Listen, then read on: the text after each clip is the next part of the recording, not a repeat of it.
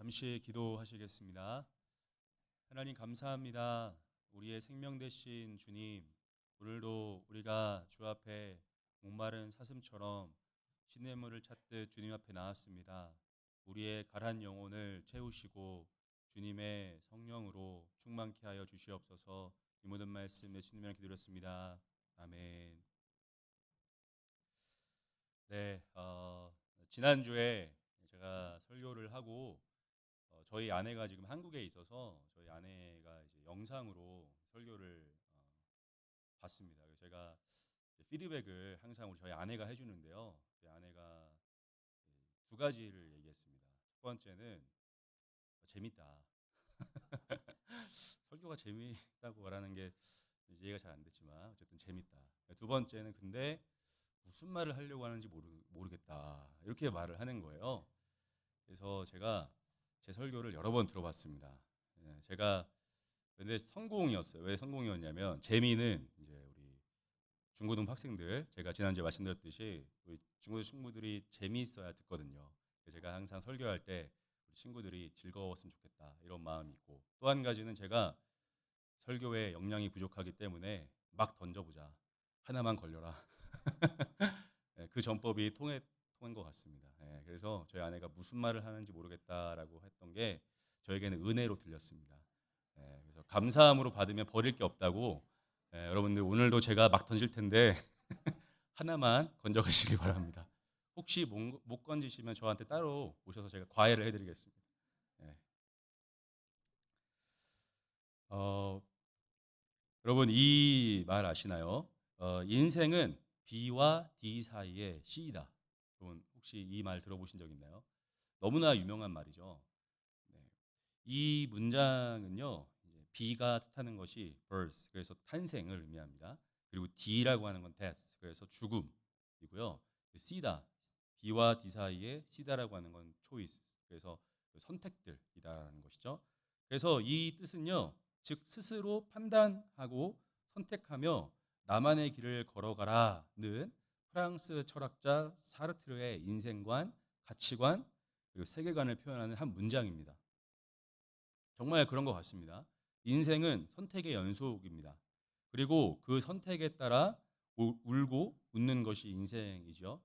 그래서 이 문장이 정말 그렇듯해 보입니다. 그런데 철학자 이 사르트르가 철저한 무신론자였다는 사실 여러분 아십니까? 그는 죽을 때까지 하나님을 배반했던, 인정하지 않았던, 부인했던 무신론자였습니다. 인간은 그저 이 세상에 던져진 존재이므로 왜 사는지 목적이 중요한 게 아니라 지금 당장 살아가는 것이 더 중요하다라고 말했습니다. 즉, 내가 왜 돈을 벌어야 되지? 내가 왜 살아야 되지라는 질문보다 당장 살기 위해서 돈을 버는 것이 중요하다라는 것이죠. 그래서 어려운 말로 하면은 목적보다 실존이 더 중요하다. 지금 존재하는 게 더 중요하다라는 것이죠. 그래서 이유가 어찌됐든 목적이 어찌됐든 그냥 살아가는 것이 중요하다는 말입니다. 인간은 목적 없이 세상에 던져졌지만 스스로 자기 의미를 찾아 앞으로 나아가는 운명이라고 얘기합니다. 이제 그가 죽은 해가요 1980년도예요. 그래서 그의 생각은요 현재까지도 많은 영향을 줍니다. 심지어 신학자들 중에서도요 이 실존주의, 이 사르트르의 이 철학의 영향을 받은 사람들이 많이 있습니다. 지금 전 세계적으로 스스로 이렇게 삶을 마감하는 일들이 늘어나는 추세라고 합니다. 유엔 보고서에 따르면요, 캐나다에는 한 해 약 4천 명, 한국은 13,000명 정도가 스스로 삶을 마감하고 있습니다. 이 중에 청소년들은 한국의 청소년들은 약 1,000명이 지금 한 해에 죽어가고 있습니다. 제가 한때 상담을 공부하고 제 비전이 뭐였냐면 자살률 1%를 낮추겠다라는 것이 저의 큰 야망이자 목적이었습니다. 그런데 그때 이제 그 숫자를 대입해 보면 지금 현재 하루에 한국의 청소년들이 두세 명씩 죽어가는 것입니다. 매일매일. 그리고 매일 36명의 사람들이 자살로 한국에서 지금 삶을 마감하고 있습니다. 여러분 이것을 무슨 선택이라고 얘기하죠? 우리가 극단적 선택이라고 얘기합니다. 인생은 B와 D 사이의 시다라는 짧지만 강력한 이 문장은요. 그들의 선택의 근거가 될 수 있었습니다. 극단적 선택을 하는 친구들에게 더 이상 의미를 발견할 수 없으니 나는 죽음으로 나를 던질 거야 라고 하는 그런 이유들을 만들어낸 것이죠. 그러나 정말이지 이 거듭난 그리스도인들에게는요. 이러한 소식들, 뉴스들은 비극에도 이런 비극이 없습니다. 너무나 슬픈 소식인 것입니다. 그 이유가 무엇이냐면요. 요한복음 3장 16절에서 이렇게 말씀하십니다. 하나님이 세상을 이처럼 사랑하사 독생자 예수를 주셨으니 이는 그를 믿는 자마다 영생을 얻게 하려 하심이라. 아멘. 예수님이 이 땅에 오신 이유가 극단적 선택으로 사람들을 몰려고 하는 것이 아니라요. 생명을 주시기 위해서 이 땅에 오셨다고 말씀하십니다. 내가 너희들에게 진짜 사랑을 알려주려고 왔다라고 하십니다. 그런데 사람들은 그 선택이라는 단어로 자신의 삶을 마감하고 있는 것입니다. 오늘 본문 요한복음 3장 16절이 나오기 전에요. 1절부터 15절까지는요. 하나님이 정말로 사랑하신 바리새인 중에 니고데모와 예수님과의 대화의 내용입니다. 오늘 설교를 통해서요. 니고데모의 모습 속에서 선택을 의존하며 살아가는 우리의 모습을 발견하고 선택 앞에 불안해하고 있는 이런 우리를 사랑하러 오신 예수님을 만나는 그런 시간이 되기를 간절히 원합니다. 우리 1절을 함께 읽어보겠습니다. 시작. 바리새인 중에 니고데모라 하는 사람이 있으니 유대인의 지도자라. 여러분 1절은요. 이 니고데모가 어떤 사람인지 우리에게 알려줍니다. 먼저 이 니고데모라는 사람의 이름의 뜻이 무엇이냐면요. 승리자, 사람들의 승리자라는 뜻입니다. 그는 그의 이름처럼요. 경쟁 속에서 늘 승리하는 삶을 살았습니다. 왜냐하면 이때 당시 유대인의 지도자는요. 총 70명밖에 없었어요. 그들은 산헤드린이라고 불리는 유대인 통치 기관에서 일을 했는데 지금으로 따지면 정치인인 것입니다. 정치인. 니고데모는 이 산헤드린이라는 히브리 최고 법원의 공회원이었고요. 그러니까 상위 70명 안에 드는 사람이었습니다. 율법을 달달달 외우는 사람이었고 어떤 문제에서도 최종적 판결을 내릴 수 있는 판사의 권한까지도 가지고 있는 사람이었습니다. 소위 그의 말 한마디면요. 사람을 죽이고 살리고 할 수 있는 그런 권한을 가진 자였다는 것이죠.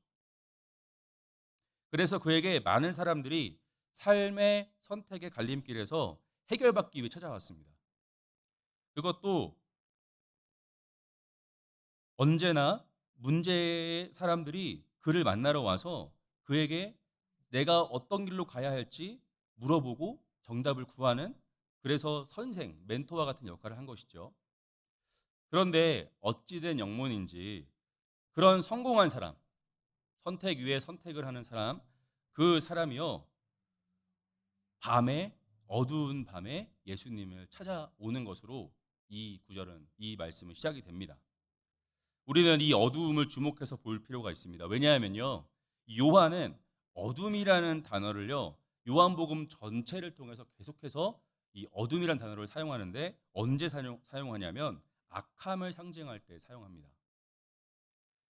특별히 가룟 유다가 예수님을 배신했던 제자인데 그가 예수님을 바리새인에게 넘기기 바로 그 직전에 이렇게 기록했는데 뭐라고 기록했냐면 유다가 그 조각을 받고 곧 나가니 밤이러라 이렇게 얘기합니다. 그러니까 밤은요 계속해서 요한복음에서 어둠을 상징하고 또 그 어둠은 영적인 어둠 그리고 악을 상징하고 있는 것이죠. 여러분 밤에 드리우는 이 어둠의 특징이 무엇인가요? 무엇을 보지 못하게 만듭니다. 단순하게 생각하면 어둠이 오면요 앞이 안 보여요. 그래서 어둠 속에서는 길을 잃기 쉽고 사물을 제대로 분간하기가 어렵습니다. 어둠은요 혼란과 혼돈을 가져옵니다. 니고데모는 율법인 구약 성경을 누구보다 잘 알았고 인생 가운데 실패한 적이 거의 없는 최고의 선택을 했던 사람이었고 종교적으로도 가장 존경받는 사람이었습니다. 그러나 성경은요, 그가 지금 예수를 만나러 밤에 왔다는 것을 통해 그의 인생이 현재 매우 혼란스럽다라는 것을 우리에게 보여주고 있습니다. 마음이 복잡한 상태, 마음이 어려운 상태에 있는 니고데모가 어둠에 있는 사람들에게 판결을 내주는 사람이었으나 자신 또한 그 어둠을 해결하지 못해 밤마다 골똘히 생각하고 또 고민하는 사람이었다는 것이죠. 그런데 예수님은요, 3절에서 니고데모의 상태를 정확하게 이렇게 말씀하십니다. 3절을 함께 같이 읽겠습니다. 시작.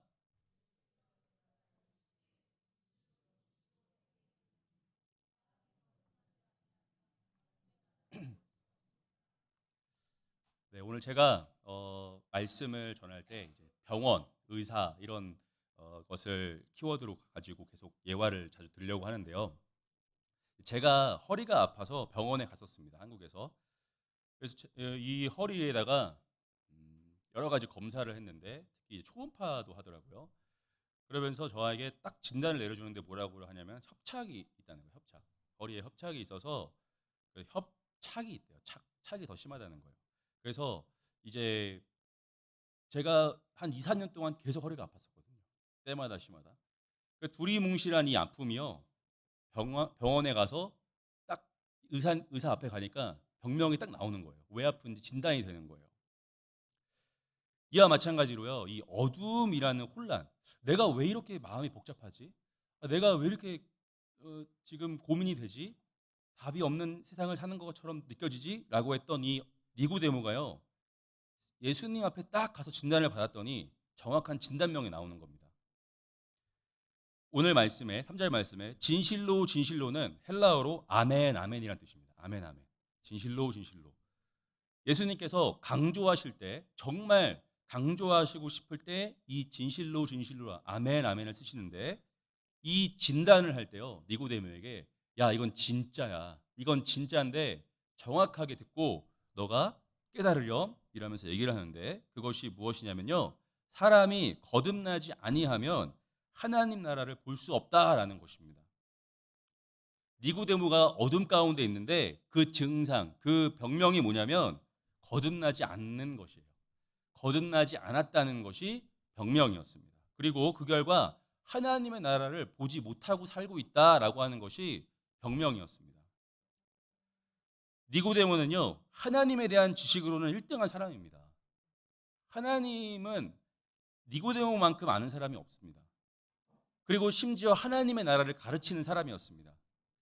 다시 오실 메시아에 대해 오매불망 불철주야로 기다리던 사람이었습니다. 그런데 그에게 거듭나지 않았다는 진단을 내리셨습니다. 이 상황을요, 한 주석가는 이렇게 표현하는데 다리가 저려서 병원에 갔더니 의사가 아무런 설명 없이 지금 당장 다리를 잘라야 됩니다라고 진단하는 것과 같은 충격이었다는 거예요. 니고데모가 내가 거듭나지 못하고 하나님의 나라를 보지 못한다고 너무나 충격을 받은 거예요. 왜냐하면요, 자신은 분명 거듭나서 천국에 갈 것이라고 확신했기 때문에 그렇습니다. 그가 그렇게 생각했던 이유가 무엇이었을까요? 그것은요, 자기 만족으로 살아가는 사람이었기 때문에 그렇습니다. 바리새인들은 특징이 성경대로 살기로 아주 유명했습니다. 매우 도덕적인 삶을 살았고요. 법을 잘 지켰습니다.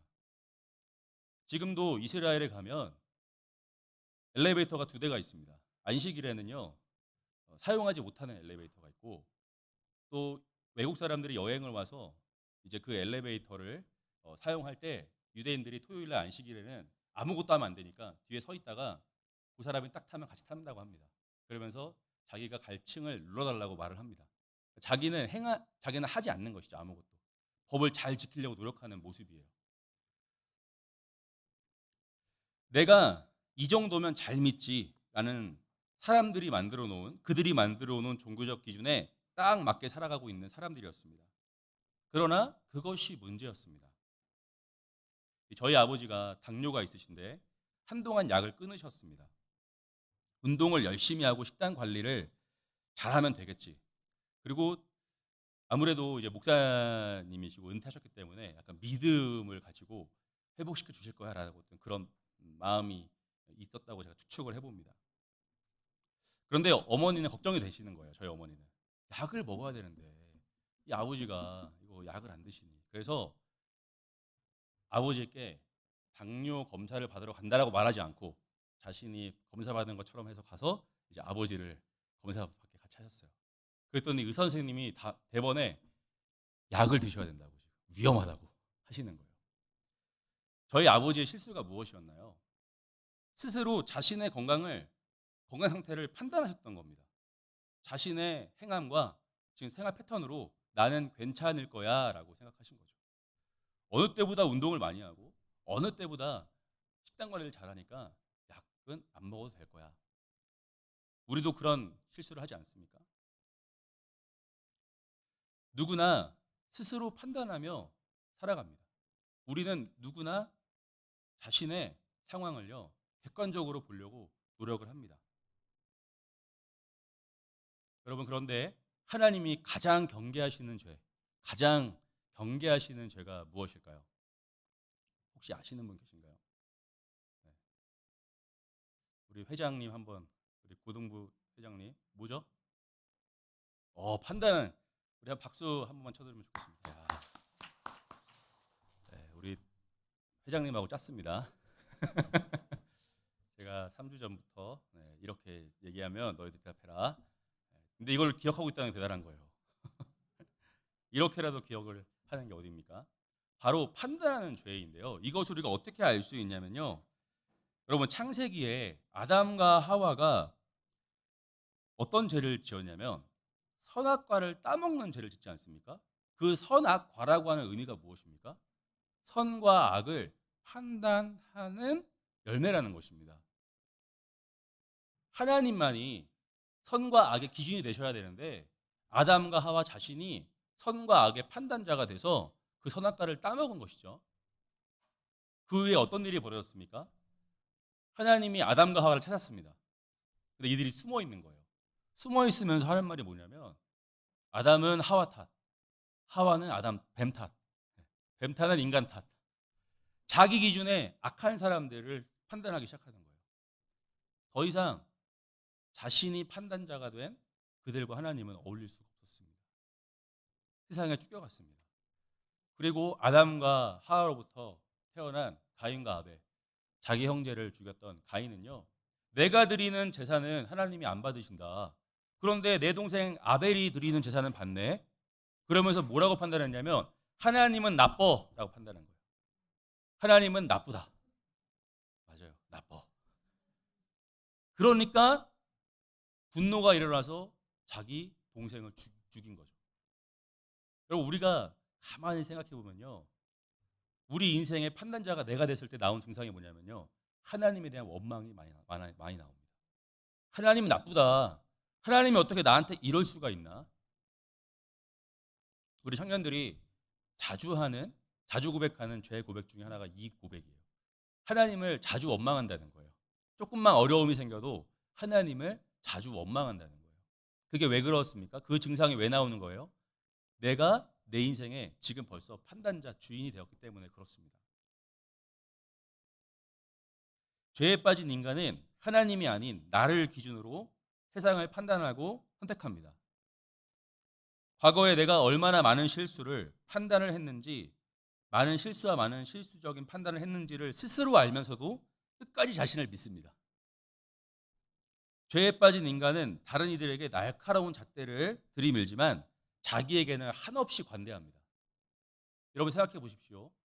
저는 저 자신을 믿지 않습니다. 왜냐하면 오늘도 그렇습니다. 오늘 제가 몇 시에 일어나야지 하고 알람을 맞췄는데요, 알람이 울리니까 제가 바로 꺼버렸습니다. 제가 제 자신에 대한 약속에 굉장히 관대해요. 만약에 다른 사람을 약속했는데 3시에 만나자 했는데 그 사람이 3시에 안 나오면 저는 엄청 화가 날 거예요. 근데 저는 제 스스로에게 한 약속들을요 너무나 쉽게 잘 깨버립니다. 그게 무엇을 의미하냐면 나에게는 한없이 관대하다는 거예요. 내 실수에는 한없이 관대한 것이 우리 인간입니다. 그런데 그런 사람일수록 더 강하게 비판합니다. 여러분, 정치인들이 청문회 하는 것 보시면 그렇지 않습니까? 막 신랄하게 비판했던 그 사람의 죄가 좀 있으면 뉴스에 또 나옵니다. 그리고 또 그 사람을 비판했던 뉴스에 어떤 사람의 또 그 죄가 드러납니다. 세상은요, 내가 판단자가 되어서 내 시선에서 악한 자들을 판단하기 시작합니다. 이것이 거듭나지 못한 나다니엘의 모습이었습니다. 그러니까 자신이 스스로 판단을 해주면서도 자신이 괴로운 거예요. 자기가 설명하지 못하는 괴로움이 있는 거예요.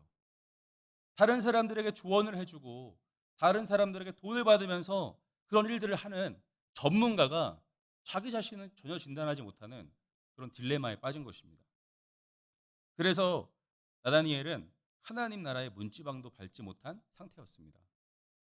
예수님이 오셨다는 소식을 듣고 다른 바리새인들은요, 예수를 의심했습니다. 진짜 메시아 맞냐? 귀신 들린 자 아니냐? 그런데요, 니고데모는요, 하나님의 은혜로 물음표가 생겼습니다. 정말 그분이 메시아가 맞다면 나의 혼란을 해결해 줄 수 있지 않을까? 그래서 아무도 보지 않는 밤에 이제 막 사역을 시작하신 새파란 30대의 예수를 찾아갑니다. 그리고 자신이 가진 어려움을 이 예수, 젊은 예수에게 고백하기 시작합니다.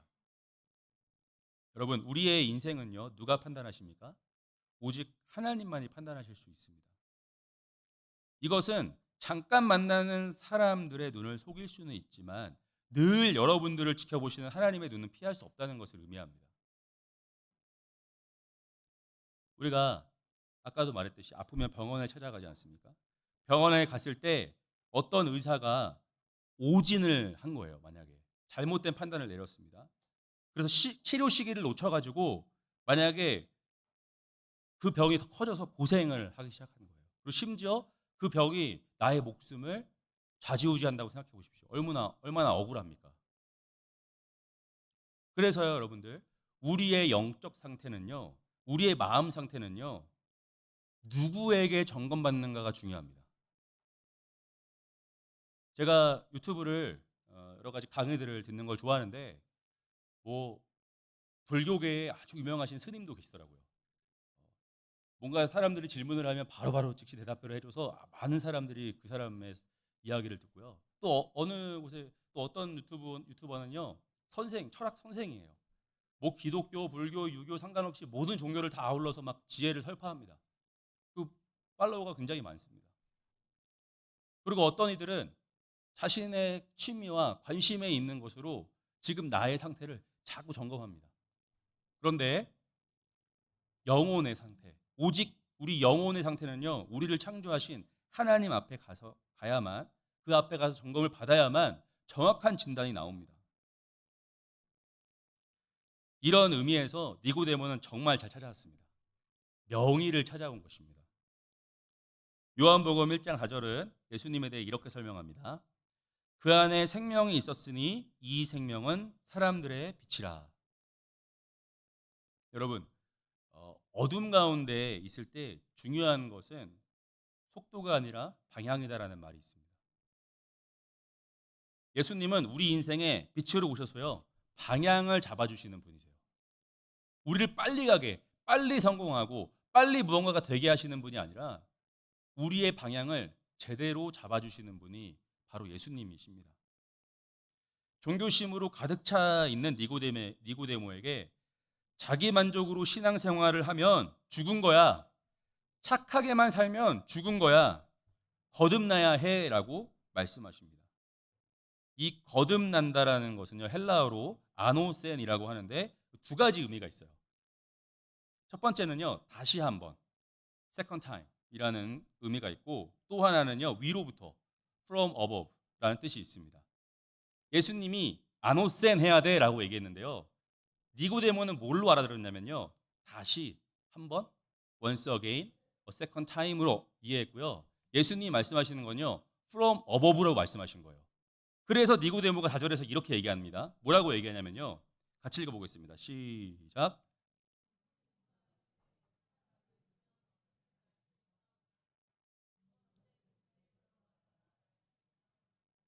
여러분 너무 생뚱맞게 지금 니고데모가 말하지 않습니까? 근데 이거를 원어로 보면 이해가 되는 거예요. 아노센 해야 돼라고 했을 때 니고데모가 그러면 다시 두 번째 인생을 살아야 되는데 내가 부모의 뱃속으로 들어가 다시 나와야 됩니까?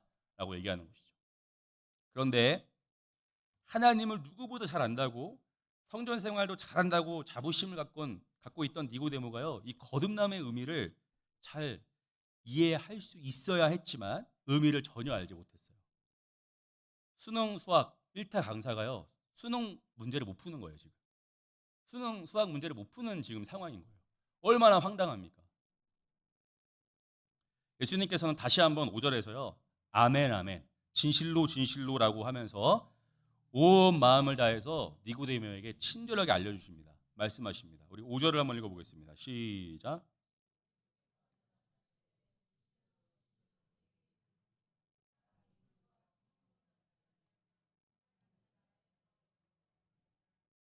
여러분 오늘의 설교 제목이 물과 성령으로 나지 아니하면입니다. 여기서 물과 성령은요 한 단어예요. 관사 하나에 이 물과 성령이 같이 붙어 있어서 한 의미로 나옵니다. 니고데모가 구약 성경을 잘 알고 있기 때문에 예수님이 이 표현을 쓰셨어요. 우리 지난주에 사마리아 여인에게 어떤 걸 가지고 말씀하셨죠? 물, 그죠? 물이라는 소재를 가지고 계속 말씀하셨듯이 이 니고데모에게는요 물과 성령이라는 단어를 딱 제시하시는데 이게 왜 니고데모에게 중요한 단어였냐면요 니고데모가 산헤드린 공회원이 되기 위해서 바리새인이 되기 위해서 지도자가 되기 위해서 꼭 시험을 보고 거쳐야 되고 꼭 외워야 되는 성경 말씀에 이 물과 성령이 나옵니다. 구약 성경에요. 그 구절을 우리가 함께 같이 보겠는데 에스겔서 36장 25절에서 27절까지 말씀입니다. 좀 더 우리 쉽게 이해하기 위해서 우리말 성경으로 제가 읽어드리겠습니다. 내가 너희 위에 깨끗한 물을 뿌릴 것이니 너희는 깨끗해질 것이다. 내가 너희의 모든 더러움과 너희의 모든 우상들로부터 너희를 깨끗하게 할 것이다. 내가 너희에게 새로운 마음을 주고 너희 안에 새로운 영을 줄 것이다. 내가 너희 육신으로부터 돌과 같이 굳은 마음을 없애고 너희에게 살처럼 부드러운 마음을 줄 것이다. 그리고 내가 내 성령을 너희 안에 주어서 너희로 하여금 내 법령을 따르며 내 규례를 지키고 행하게 만들 것이다. 아멘. 여러분, 제가 신학교 들어갈 때 암송 구절이었습니다. 이거 얼마나 중요한 구절이겠어요. 전체 구절 중에 60개를 외워야 되는데 그 구절 하나였고 이때 당시에 이 사람들도 이걸 달달달 외우고 이걸 가르치는 사람들이었어요. 근데 거듭남에 대해서 1도 모르는 거예요. 글자로만 지식으로만 알았지 이게 내 삶에 어떻게 적용되는지를 몰랐던 것이 니고데모의 인생이었습니다.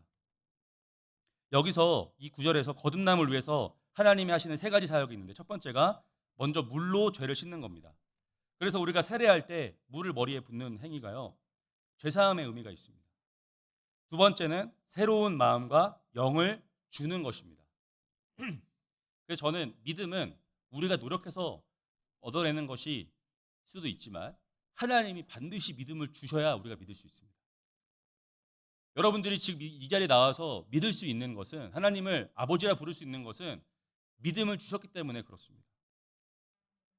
세 번째는요. 굳은 마음을 없애고 부드러운 마음을 주는 것이에요. 혹시 여러분들 중에 고집이 세다라는 말 들어보셨어요? 여러분들 중에 혹시 여러분들 주변에 혹시 아니면 저 사람은 진짜 대화가 안 돼. 저 사람은 말이 안 통해 이런 사람이 있습니까 혹시?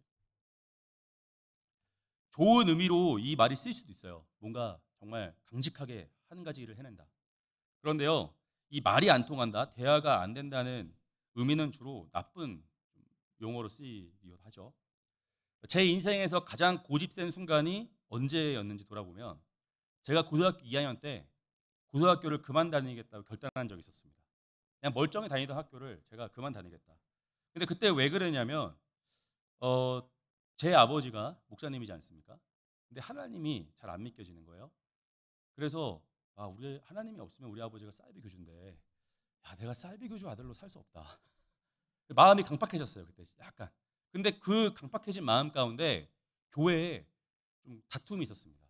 그 중심에는 중직자분들이 계셨는데 저희 아버지와 이 여러 가지 중직자분들 가운데 의견이 엇갈려서 건축의 여러 가지 문제로 다툼이 제가 그걸 보게 된 거예요.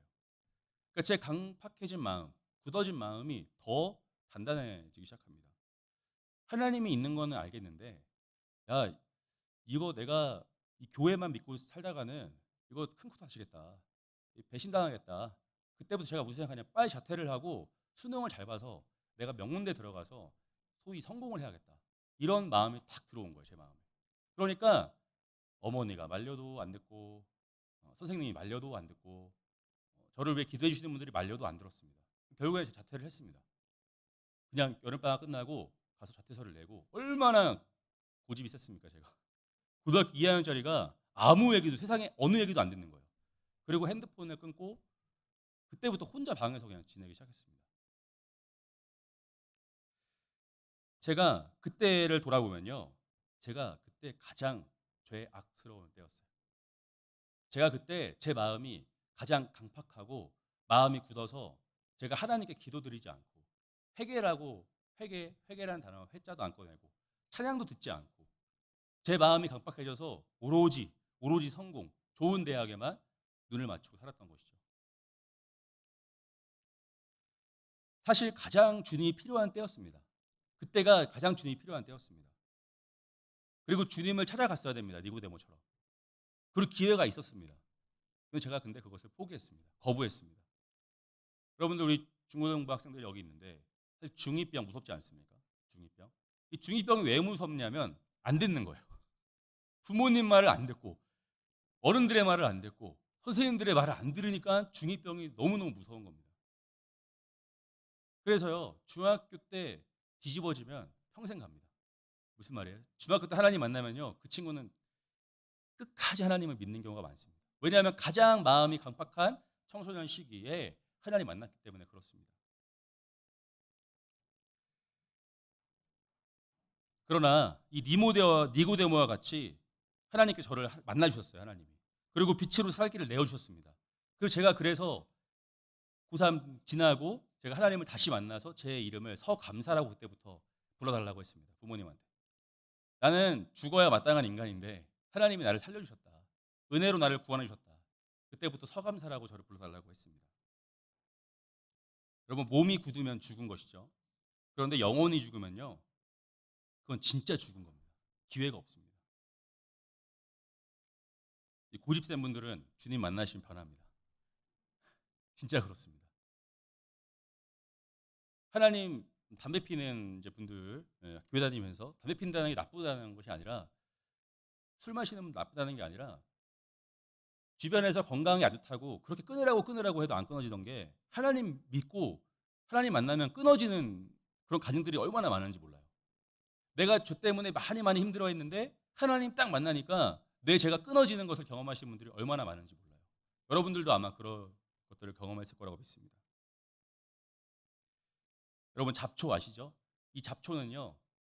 사실은 농사를 짓는 사람들에게는 골칫거리입니다. 그런데 그 잡초가 왜 골칫거리냐면 다른 식물들보다 뿌리를 더 깊게 내고 그리고 더 강직합니다. 그래서 영양분을 그들이 가져간다라고 우리가 알고 있습니다. 그런데 잡초의 재발견이라는 책을 쓰신 어느 미국의 한 학자가 이 잡초에 대해 연구하면서 뭘 발견했냐면 이 잡초가 땅을 숨쉬게 만들어준다. 땅을 부드럽게 만들어준다는 사실을 발견했어요. 거친 땅에 잡초를 심으면요. 땅이 말랑말랑해지는 거예요. 뿌리를 강하게 내리면서 거기 안에 미생물들이 들어오기 시작하고 지렁이가 들어오기 시작하고 땅을 부드럽게 만들어주는 것을 발견하게 된다는 것이죠. 지금 어떤 농법이 많냐면 잡초와 함께 키우는 농법들이 많이 일어납니다. 잡초를 죽이려고 약을 쓰지 않는 것이죠. 왜냐하면 잡초를 잡으려고 약을 썼다가 그 땅이 더 굳어지는 걸 경험하는 거예요. 우리 인생에 예수님이 잡초 같은 분이십니까? 내 인생에 예수님이 오셔서 왜 이렇게 내가 죄를 짓는데 방해하는 거야? 내 인생을 왜 이렇게 매일매일 괴롭히는 거야? 뽑아버려야지. 그래서 예수의 이름이 딱 뽑히고 죄의 이름이 딱 뽑혀서 내 인생에 죄가 없는 것처럼 짜잔 하고 사람들에게 보여주면 그것이 정말 행복한 인생이라고 우리가 볼 수 있습니까? 아닙니다. 그것은요 죽음으로 가는 길입니다. 미국 인디애나 주에 해몬 제일 침례교회라는 교회가 있었습니다. 여기에 잭 하인즈 목사님은요, 1951년도에 이제 어떤 일이 있었냐면 계속해서 1년에 5천 명씩 세례를 주는 일들이 일어나는 거예요. 부흥이 된 거죠. 그러니까 새신자가 그냥 온 게 아니라 세례를 받고 내가 하나님을 진짜 자녀로 살겠습니다라는 일들이 막 일어나기 시작한 거예요. 그런데 이 목사님이 유명하신 게 성도들에게 회개를 촉구하고 죄를 신랄하게 선포하는 것으로 아주 유명한 분이었어요. 성도들이 너무 괴롭지만요, 부흥은 하는 거예요, 교회가. 하루는 죄를 너무 송곳처럼 전파하니까 한 젊은이가 앙심을 품고 총을 갖고 온 거예요. 그리고 설교하는 목사님을 향해 총을 쐈습니다. 다행히 총이 빗나갔어요. 다행히 빗나갔는데요, 그 다음 주에 이 목사님이 어떻게 설교하셨는지 아십니까? 방탄 유리를 설치하고요, 설교를 하기 시작하신 거예요. 방탄 유리를 가지고. 내가 죽는 것보다 죽어가는 당신들을 살리는 것이 내가 더 중요하다는 거예요. 내가 잡초처럼 펴지는 인생이 되어올지언정 당신들을 살리는 것이 내 사명이다라는 것이에요. 그래서 그들의 죄를요, 더욱더 신랄하게 비판을 했어요. 더욱더 교회는 부흥하기 시작했습니다. 목사님이 물러나지 않은 이유는 어둠에서 그들을 건져내야 했기 때문입니다. 우리가 여기 생각해 봐야 될 점이 있습니다. 예수님은 종교 없는 사람들을 꾸짖지 않았습니다. 하나님 모르는 사람을 꾸짖는 게 아니라, 그리고 요한은 믿음 없는 자들에게 요한복음을 쓰지 않았다고 제가 지난주에 말씀드렸습니다. 믿는 자들을 위해 성경이 쓰여졌는데 그 성경에서 계속해서 얘기하는 게 무엇이냐면 제발 마음을 부드럽게 해라라는 것입니다. 지자들이 예수님에게 제발 좀 싸우지 좀 마세요 라고 말렸을 것 같아요. 예수님이 밖에 나가가지고 아침에 일어나가지고 일거가 바리새인들하고 막 싸우는 거예요. 얼마나 힘들었겠습니까? 싸움 말리는 거. 싸움 말려보시지 않았습니까? 제발 좀 피곤하게 그러지 마세요. 그런데도 예수님은요, 바리새인들과 계속 싸우시다가요, 결국 그들의 손에 죽임을 당했습니다. 저는 일개 부교육자입니다. 여러분보다 돈도 못 벌고 성경도 모르고 경험이 부족합니다. 축구는 지고 싶지 않습니다. 근데 준호에 비하면 제 실력이 턱없이 부족해요. 그러나 저에게 가진 것이 없지만 오직 나사렛 예수 그리스도의 이름이 있습니다. 그래서 저는 오늘 calgary에서 가장 행복한 사람이 될 수 있습니다. 여러분 어떠십니까? 우리 담임 목사님께서도 자주 말씀하지 않으십니까? 내가 가장 행복하다. 내가 이 교회가 너무너무 행복하다 말씀하지 않으십니까? 저는 그 말의 의미를 알 것 같아요. 예수님 때문에 행복하다는 것입니다.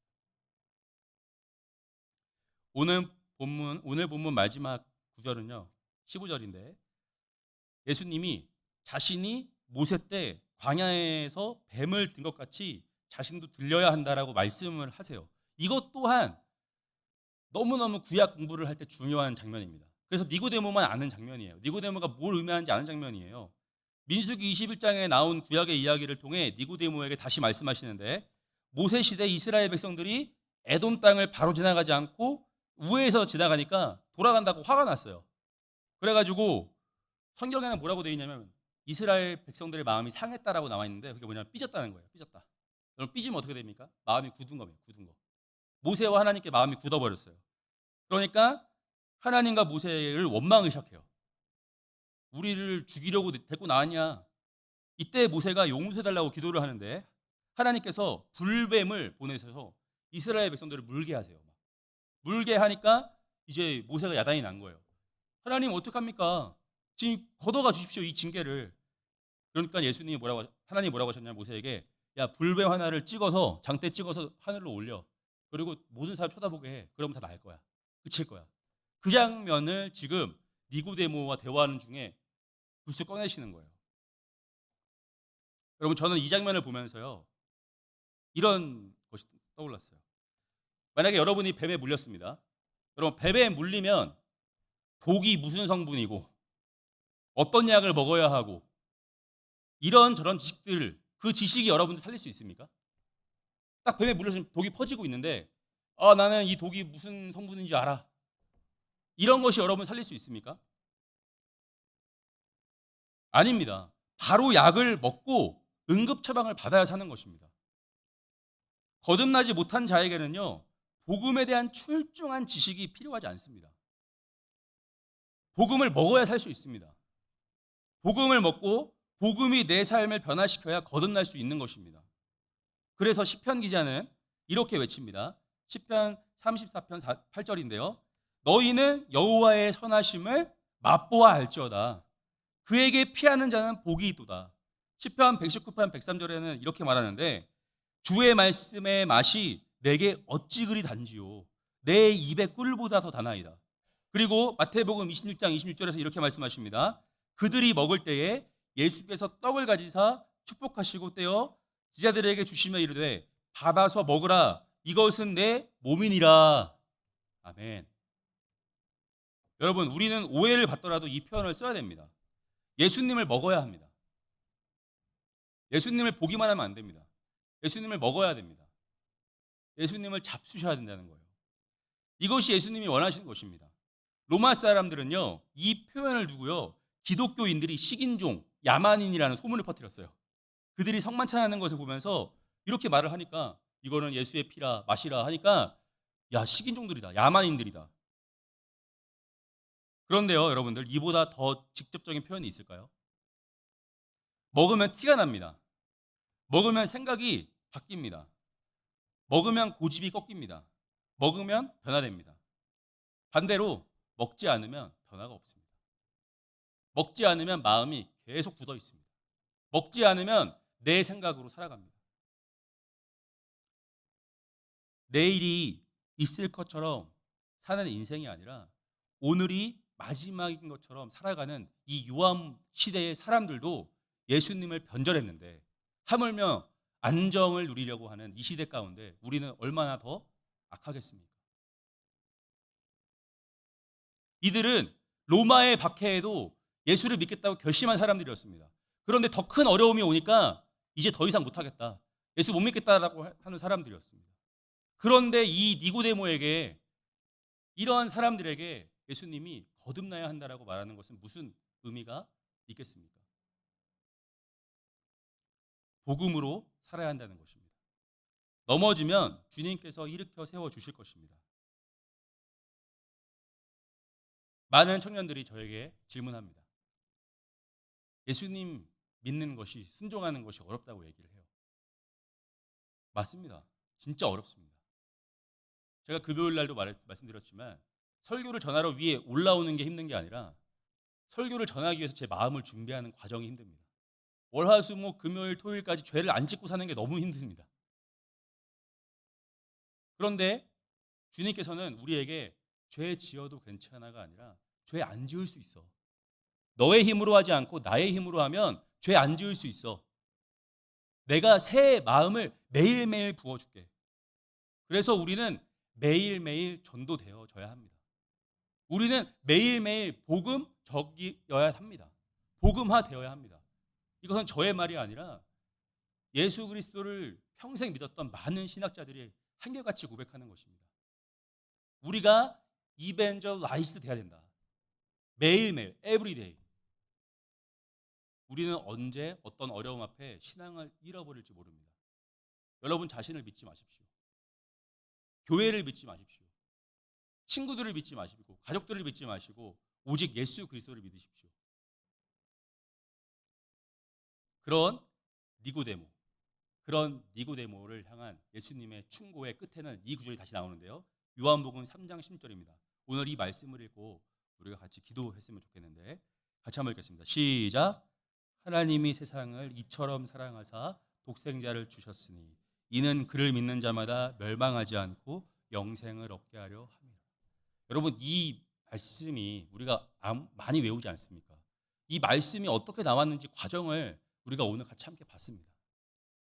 이 말씀은요, 강팍할 대로 강팍해진 니고데모를 향해서 내가 너를 끝까지 사랑하겠다. 네가 나를 죽인다 할지라도 나는 사랑하겠다라고 하는 고백입니다. 오늘 말씀을 듣고도 마음이 변하지 않아도 하나님은 여러분을 사랑하십니다. 여러분들이 돌아올 때까지 주님을 사랑하십니다. 그런데요, 죽은 후에는 기회가 없습니다. 주님께로 돌아오셔야 됩니다. 우리 교회가 사는 길은 오직 예수입니다.